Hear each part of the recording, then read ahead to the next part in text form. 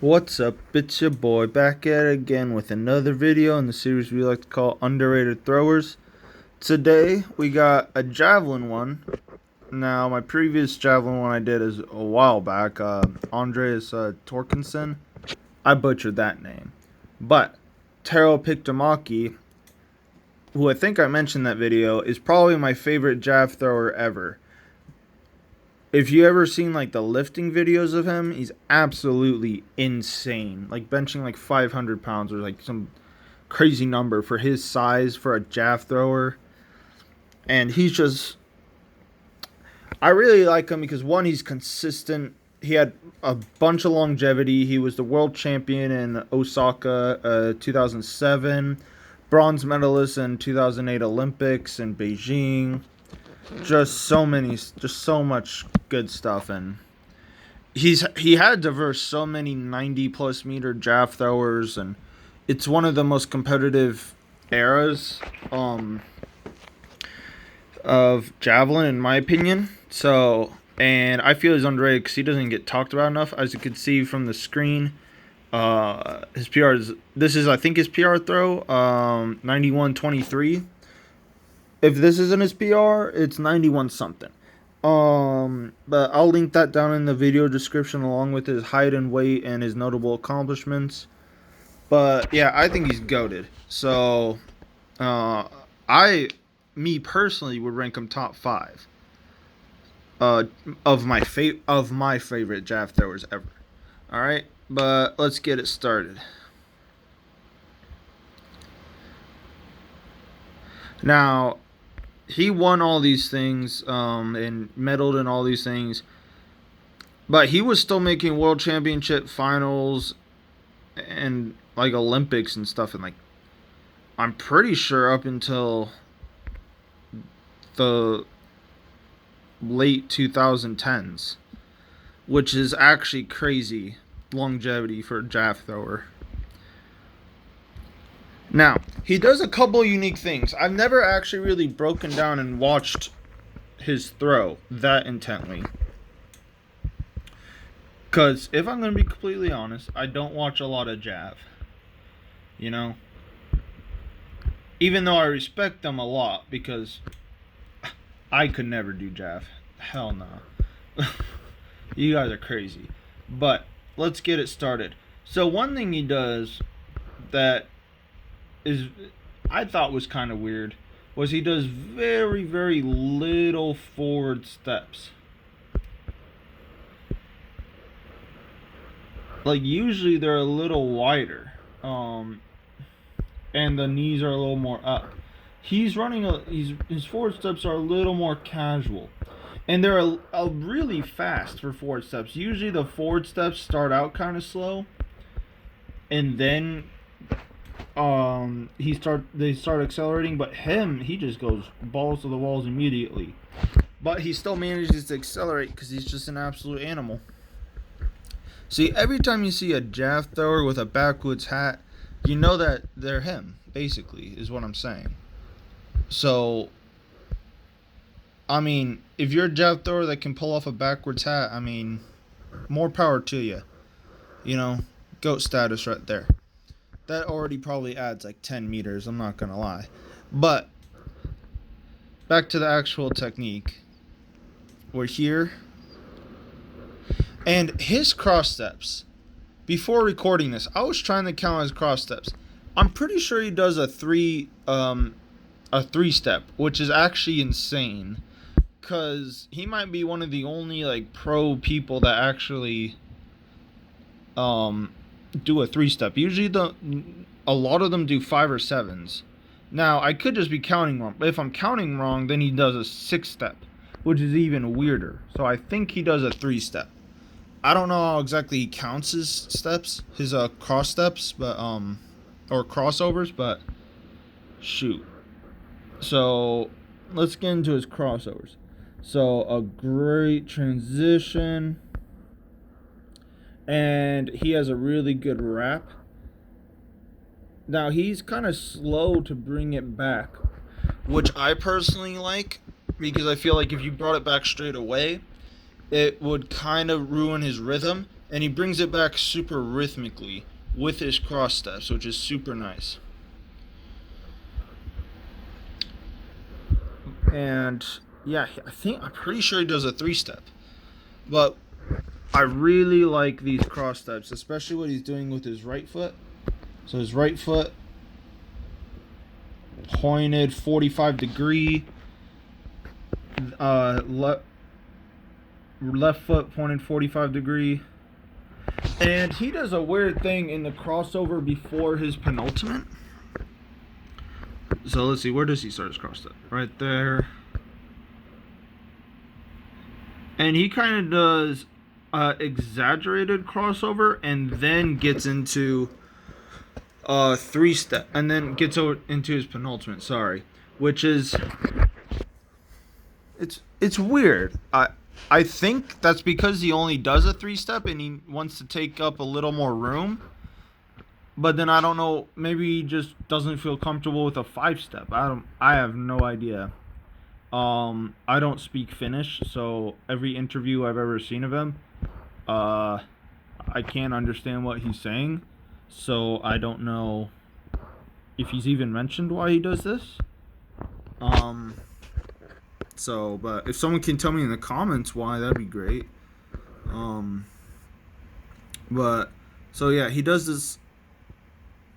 this weird cross step because it's not the same as his other crossover. Yeah, it's kind of wide, and then his penultimate is absolutely insane. The amount of distance he travels is crazy. Like, so this is his last crossover, right here. And then the distance he travels. Wow, I thought that would stay there. Was right there. He covered all that distance with his right foot with the penultimate. That's actually insane. The amount of athleticism that takes is crazy. I mean, he's a crazy athlete. Which you gotta be to throw over 91 meters in jav. So crazy. And then his penultimate is really nice too. And when he penultimates, he goes to the to this side over here, which I like too, because I think it allows him to really open up the hips. Because if he penultimate towards this way, I think he'd be a little blocked off and a little closed, and it would be slower. I think for right-handed throwers, you want to penultimate this way. You usually don't want to penultimate straight. You usually want to penultimate, oh, what the hell, to a side. Preferably this side if you're right-handed, because one of the big differences between jab and like shot and disc is you don't want a heel-toe relationship. You want,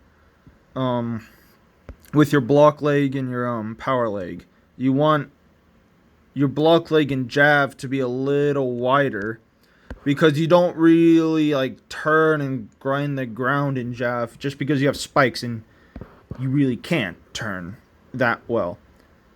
So, and you don't want to. You don't need to, because the implement is so light compared to like a shot put or discus. You just want that thing just out of your hand. So you're here, and he gets his right foot down and then pushes hard. And you'll notice left leg perfectly locked out. And the left foot is pointed directly where he wants to throw. Right there. And even before his left leg is down, his right knee is pushing down into the ground. Now, you really want to do this with jab. Because what you really want to do is you want to push forward with that right foot to get that block down faster. And then get the knee down to the ground. And then you see how he goes on the outside of his foot? Now you'll notice if you ever get jab spikes, usually this part of the foot on the shoe is reinforced for this specific reason. As like a reinforced layer, because you want to go on the side. Because what that does is, one, it kind of slows you down a little and keeps you from popping up. No, I shouldn't say slow you down. That's actually a bad thing to say. It keeps you from popping up because you don't want to pop up. Because if you pop up, then you lose that forward, the out for the implement, and it will just go straight up, and it won't fly properly. You want that knee to go down, and then you go over the block leg while your chest is up. See, a lot of people, when they don't watch slow-mo, they'll just see this position, and they'll think, oh, chest down and arm up. But when he releases it, his chest is up. And then the follow-through is down with his chest. But you want to keep your chest up, just like any other throwing event. Chest up while your legs go down. And what that does is it creates a tremendous amount of stretch right here in your lat, in your side core. And it's just boom right there. And also with this right foot, what I really like is his foot flip. And there are drills and stuff to work on your foot flip and stuff that you could probably find on YouTube. But the foot flip is a really, really important thing because that's what really keeps you grounded in the throw. Because if he didn't do a foot flip, his right foot would just slide on his toe. And you'd probably lose balance. The foot flip allows him to keep balance and not fall side to side. It allows him to keep going forward over his block leg. And another thing he does really well is with his left arm is goes down to his hip. Like a jab block is almost, with the upper body block, is almost like a glide block where you want it out and then just straight down. Boom. Like that kind of release is actually very reminiscent to how a glider releases a shot. And glide and jab actually have some similarities in that. And that they're basically the only two linear throwing events without that much rotation. You rotate a little bit, I guess, but not really much. And this position right here is absolutely insane. So he's here. Now, one thing I kind of don't like, I guess it's not really that much of a problem, but I personally don't like it, is that his jab is like this instead of a little more, not there, but like there. I just wanted a little flatter. But I mean, I'm pretty sure he does this because of that penultimate just makes that so. Or maybe it's just the angle of the video. And maybe it is a little more shallow, but I don't think it is. But I think, oh, I didn't get some of how it flies. Damn it, I should have done that. Oh well. But yeah, he gets out on it. And I mean,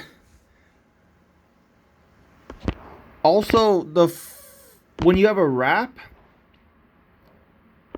and a lot of pros use a wrap, it's very hard to do in jab, because usually the body isn't in jab. Most jab throwers, like especially like a 60 or 70 meter jab thrower, tend not to be that wrapped because it's so hard. to maintain that and throw through the point with a wrap.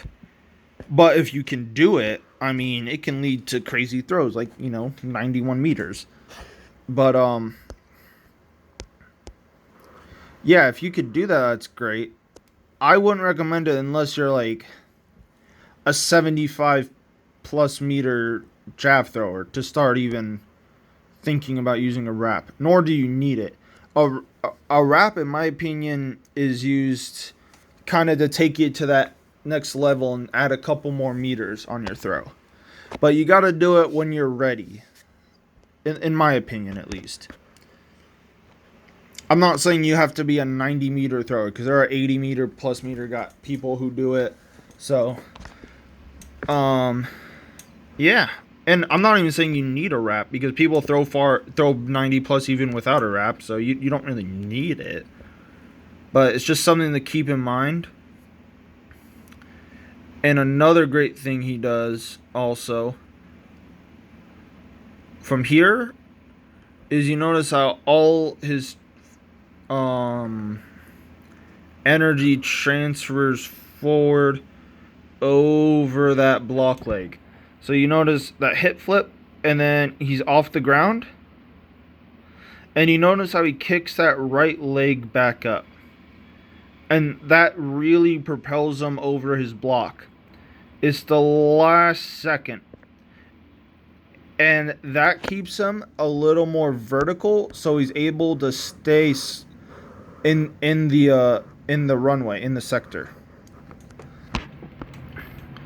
Because if he didn't kick his right leg up like a donkey kick, he would probably fly forward. So that's also another thing to keep in mind if you're having trouble saving your jab throws, is to think about that. Now, obviously, you don't have to jump up in the air like this. It's cool.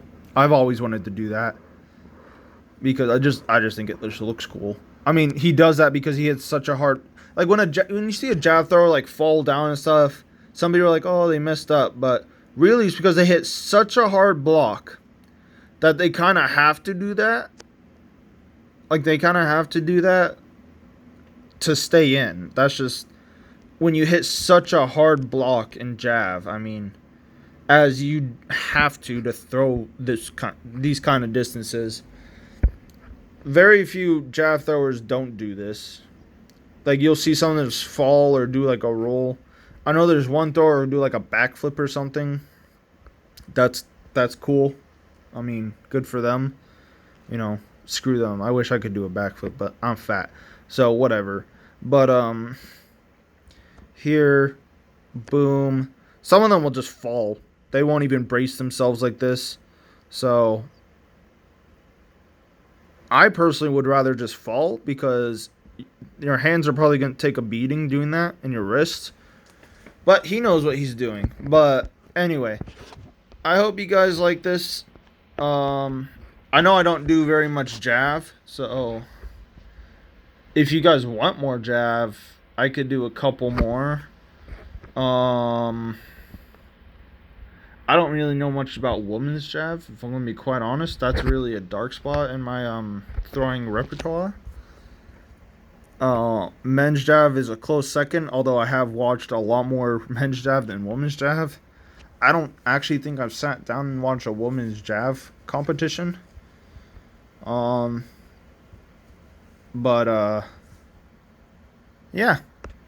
I don't even know why I just shared that with you. But, yeah. So, let me know if you have any questions. And if you think a thrower is underrated, let me know. And might do a video on them. So, yeah, let me know. See you later.